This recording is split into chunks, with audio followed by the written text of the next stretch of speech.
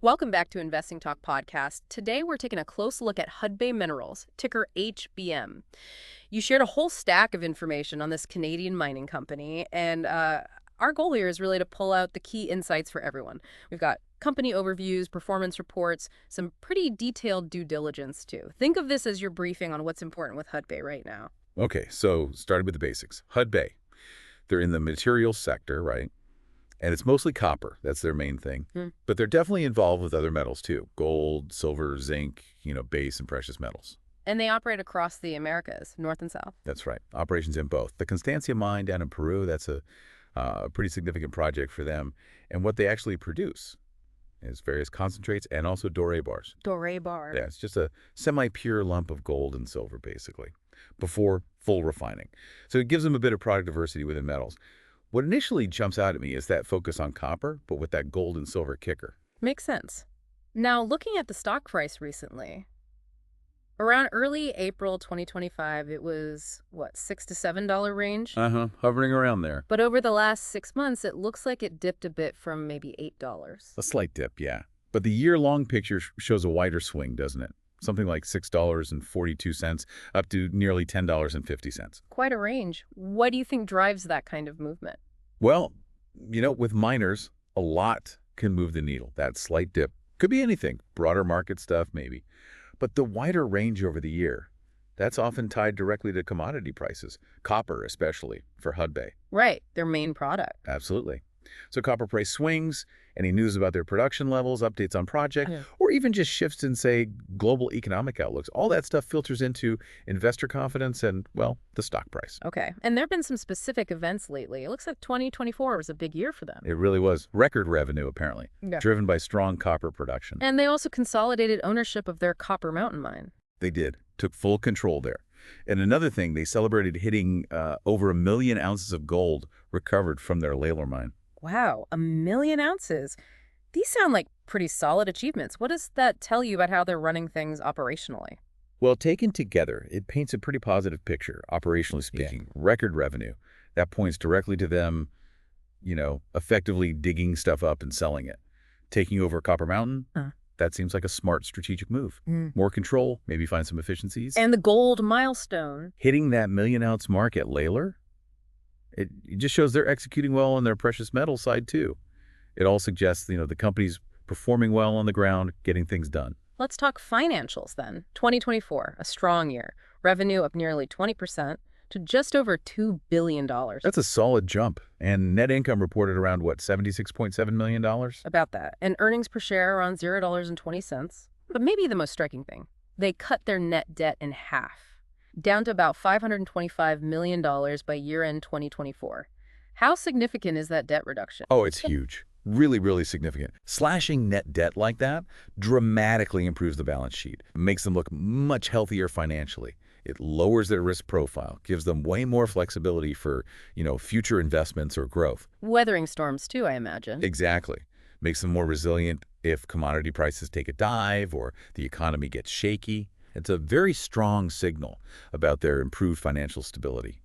That breathing room is critical. Okay, so summarizing some of that.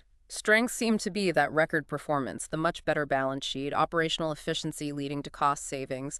But the main caution mentioned is that reliance on metal prices, that inherent volatility. How do we balance those? That's the perennial question with miners, isn't it? Yeah. Things like financials, operations. Yeah. Those are mostly within the company's control. They're doing well there. But metal prices, that's external. Global supply, demand, economic shifts, geopolitics, it's all baked in. So strong internally, but exposed externally. Pretty much. You have to weigh their solid execution against the backdrop of the commodity markets. You can't ignore that inherent industry risk, even when the company itself looks good. And market sentiment seems generally positive, supported by those 24 results and the debt paydown. Seems that way. Analyst ratings are leaning towards a buy from what we saw. And when you compare them to competitors, like, say, Tech Resources or First Quantum Minerals, How do they stack up? well, the info points to Hudbay's focus on these potentially high-return projects, like Copper World in Arizona. That, combined with competitive cost structures, is highlighted as something that sets them apart. Copper World keeps coming up. What makes that project so important for their competitive position? It looks pivotal. First off, it's fully permitted. That's a massive hurdle cleared in this industry. Huge. The expectation is once it's up and running, it could boost their overall copper production by maybe more than 50%. 50%. Wow. Yeah. And it's not just volume. It could really improve their overall cost position, making them more competitive even if copper prices dip. Plus, adding a big asset in Arizona helps diversify their geographic risk away from, say, just Peru or Canada. So it's about scale, cost, and diversification. You got it. It seems absolutely key to their future growth story and how they measure up against the bigger players. Looking ahead then, earnings are coming up May 13th, 2025. Potential growth drivers mentioned include mill improvements in BC, but risks remain around the economy and metal demand. Given all that, the summary recommendation we saw was hold, consider buying, emphasizing the promise but cautioning on volatility. Does that feel right? I think it does, based on everything we've discussed. You have clear positive momentum, the financial turnaround, copper world moving forward, that's the consider buying part, but you also have that inherent mining cycle risk, the commodity price swings. That justifies the hold or the caution part. So how might someone decide between holding versus considering a buy? It probably comes down to individual risk tolerance, right? Mm-hmm. If you're more cautious, maybe you hold, wait to see more progress on copper world, see where metal prices stabilize. If you're more comfortable with the sector's risks and you believe in the long-term copper story and Hudbay's execution, well, then maybe you lean towards buying. Okay, and there were some more recent updates too, from early March 2025. Yes, reinforcing that positive momentum. Q4 and full year 2024 results hitting those record numbers again, highlighting the transformed balance sheet. They met their 2024 production guidance across the board, actually exceeded it for gold production. Exceeded on gold. But looking into 2025, they're forecasting stable copper, but lower gold production. That's the projection. Stable copper, but a decrease in gold. The reason given was that they accelerated mining of some high-grade gold zones in 2024. So they pulled future production forward, essentially. It seems like it.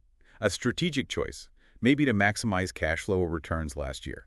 So it means less high-grade gold available for 2025. It'll impact the revenue mix near term, something to watch, but maybe not alarming if copper holds strong. It was a planned move. And the growth pipeline. We mentioned Copper World, but also mill improvements in BC and Peru and exploration in Manitoba. Right, a few things cooking. The mill improvements, those are likely about optimization, squeezing out more efficiency, maybe lowering processing costs at existing sites.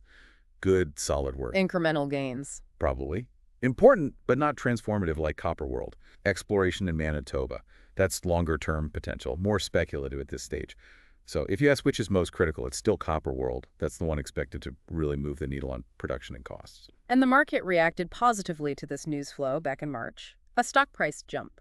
Looked like it. A jump of over 7% on March 5th mentioned in the notes. And analysts reacted too, adjusting price targets, mostly keeping a positive outlook, even with market fluctuations. National Bank apparently raised their target. What does that analyst activity tell you? It suggests growing confidence from the market, from the analysts. They seem to be buying into the turnaround story, the debt reduction, and especially the potential baked into Copper World. It's a positive signal. Okay, let's zoom out again. The industry view.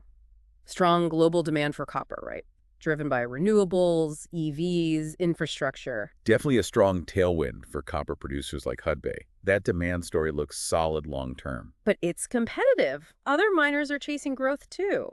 How vital is it for Hudbay to execute well on Copper World and these other projects? Oh, absolutely critical. Yeah. The demand tailwind helps everyone, but the winners will be the ones who can actually deliver new, cost-effective production reliably.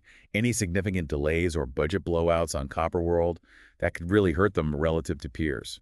Execution is everything in this phase. Makes sense. What about other risks, regulatory hurdles, environmental, permitting? Always big for miners. Huge risks. Permitting especially can be a minefield, pardon the pun. Which brings us back to Copper World again.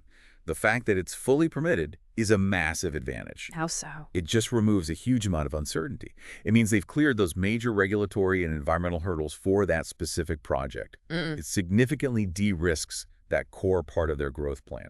Takes a big question mark off the table for investors. Okay. And finally, the due diligence report had some more specific numbers. Revenue for 2024 confirmed at $2,021.2 million, up from $1,690 million in 2023.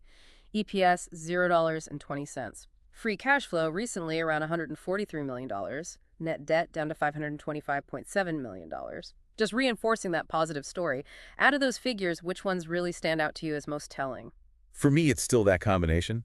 The nearly 20% revenue growth showing the operational strength, and that massive drop in net debt to around $525 million. Growth on the top line and serious repair work on the balance sheet.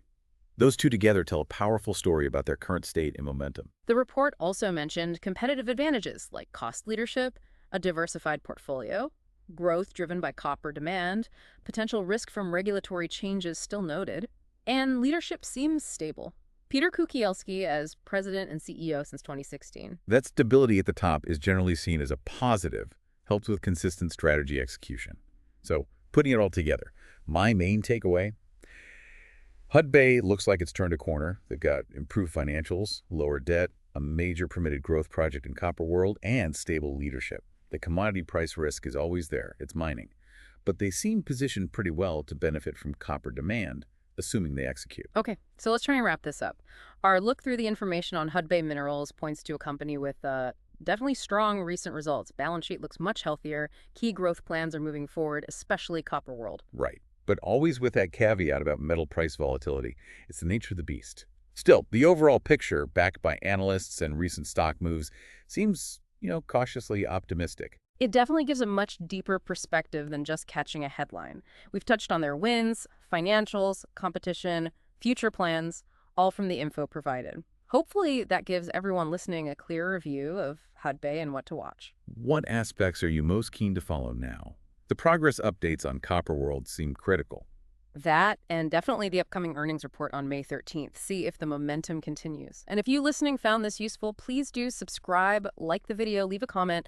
Your feedback really helps us figure out what kind of information is most helpful. Thanks for joining us on Investing Talk Podcast. Now, here's something to chew on. Thinking longer term, how might the accelerating demand for all battery metals, not just copper, potentially reshape Hudbay's strategic priorities down the line? Worth considering.